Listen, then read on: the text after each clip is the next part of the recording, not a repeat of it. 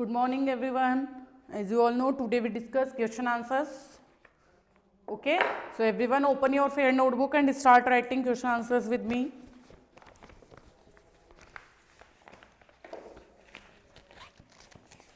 Clear? So first of all, in this only orally questions are there. So everyone open notebook and start writing. Question number 1 is what? What does the poet ask? What does the poet ask people? What does the poet ask people to do before they go to the temple? They go to the temple and offer their flowers of devotion at the feet of God,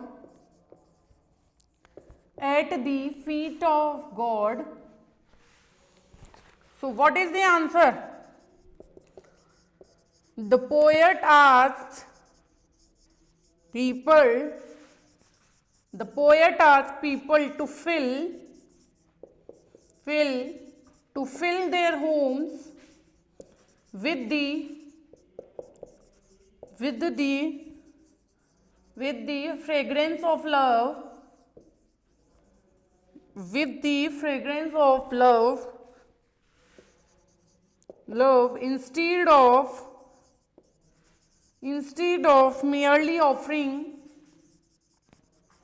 instead of merely offering fragrant flowers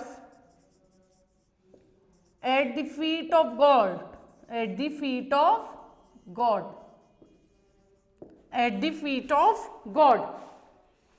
Clear? Next is, first question is what does the poet ask people to do before they go to the temple and offer their flowers of devotion at the feet of God? So what is the answer of this? The poet asks people to fill their homes with the fragrance of love instead of merely offering fragrant flowers at the feet of God. Next question is what? What kind of light does the poet ask the devotees to light before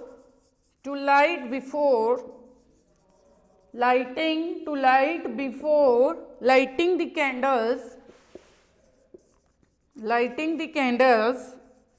at the altar of God?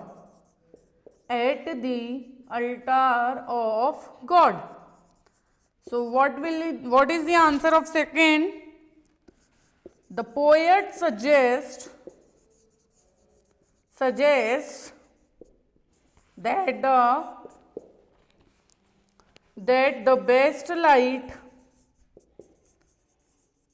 is one that drives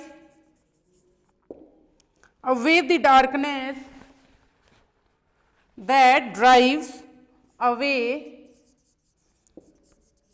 the darkness in a person's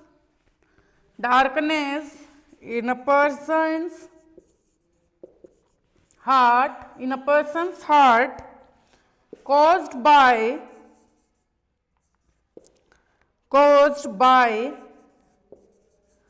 his pride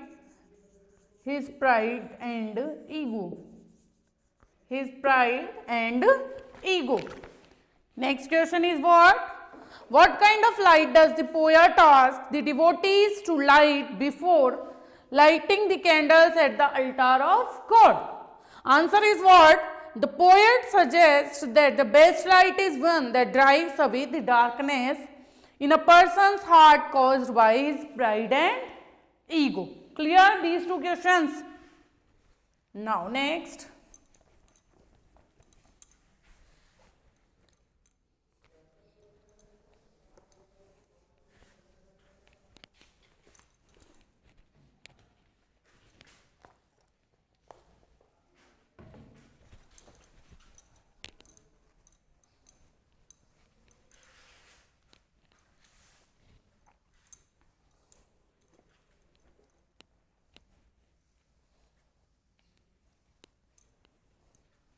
Now next question is third question. Why does the poet ask the temple? Why does the poet ask? Why does the poet ask the temple goers? The temple goers not to bow their heads in prayer. Not to bow not to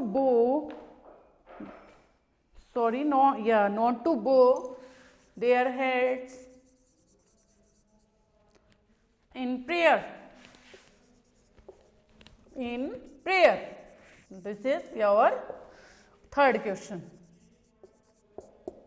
Answer third is what? Instead of simply bowing one's head, instead of simply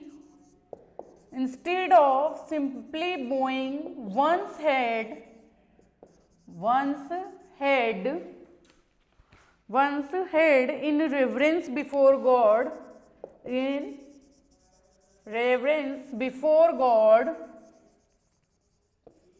in reverence before God, the poet says we should bow with. The poet say we should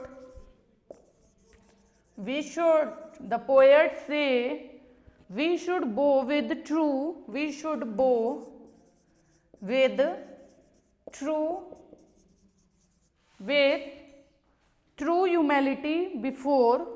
true humility before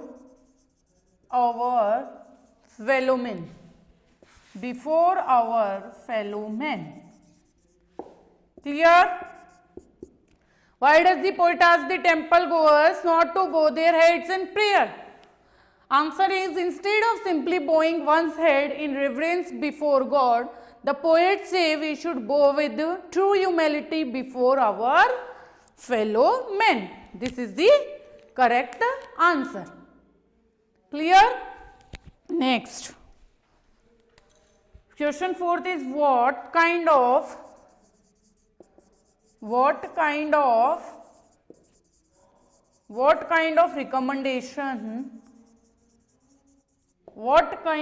recommendation does the poet make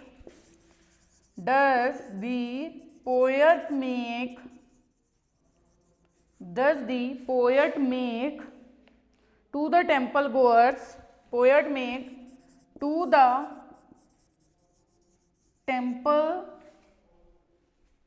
goers before praying on knees? To the temple goers before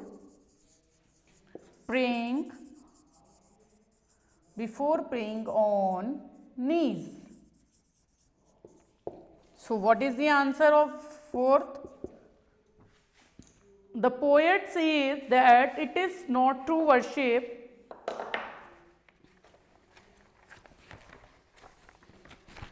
Answer 4 I write upside. Okay.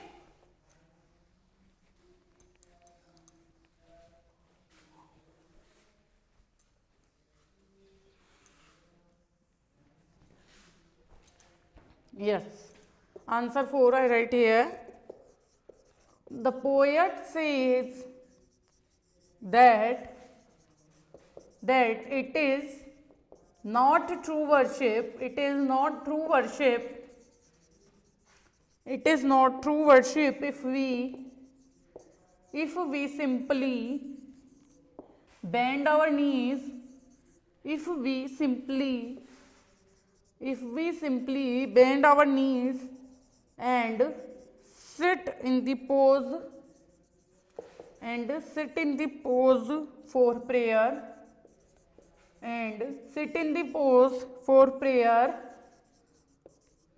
true prayer consists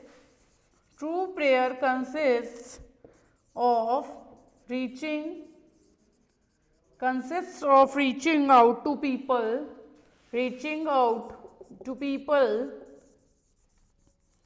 who are downtrodden and raise them to a better life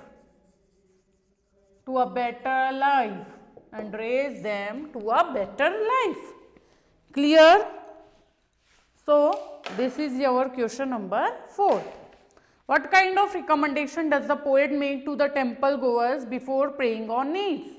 So answer is, the poet says that it is not true worship if we simply bend our knees and sit in the pose for prayer. True prayer consists of reaching out to the people who are downtrodden and raise them to a better life. Clear? Next is 5th question.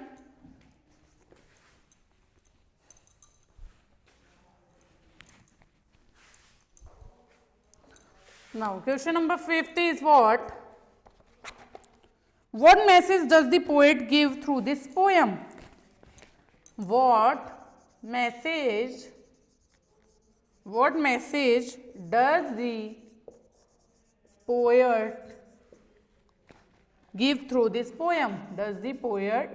through this poem? So what is the answer? The message of the poet is that we should not indulge in prayer merely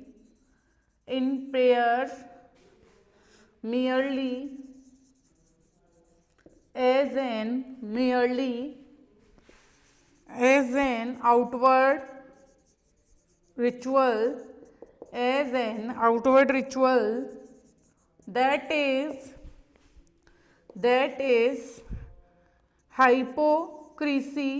is hypocrisy. True prayer and worship is when we treat other human beings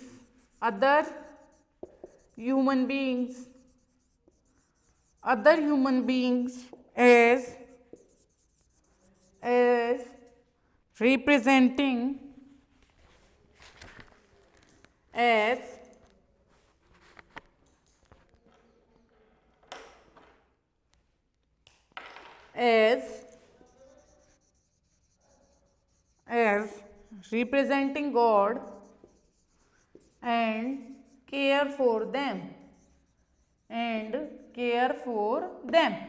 Clear? So this is your 5th answer. 5th is what message does the poet give through this poem? The message of the poet is that we should not indulge in prayer merely as an outward ritual, that is hypocrisy. True prayer and worship is when we treat other human beings as representing God and care for them. So these are your question answers. Now everyone open book and listen. Question number B.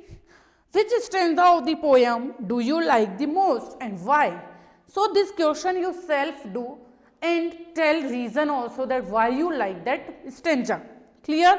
Now mention at least 2 metaphors used in the poem. Clear? Now Two metaphors which we use in poem is what? First is stanza 1, the metaphor of the fragrance of flowers being used for love, that also you self do. The metaphor of the fragrance of flowers being used for love, love does not carry any perfume, clear? But in this metaphorical use, it is compared to a flower that makes the whole. Okay, this also you do self. This mention at least 2 metaphors. So first of all, I give you hint. First is the metaphor of the fragrance of flower being used for love, and the second metaphor is what? Has metaphor of light and darkness that we perceive with our eyes. Okay, so these 2 metaphors you self use, means explain in your own words. Clear? Now this question answers completed. Now in next class we discuss new chapter. Okay, your diary work is what? Learn as it one syllabus. Okay, now thank you and have a nice day.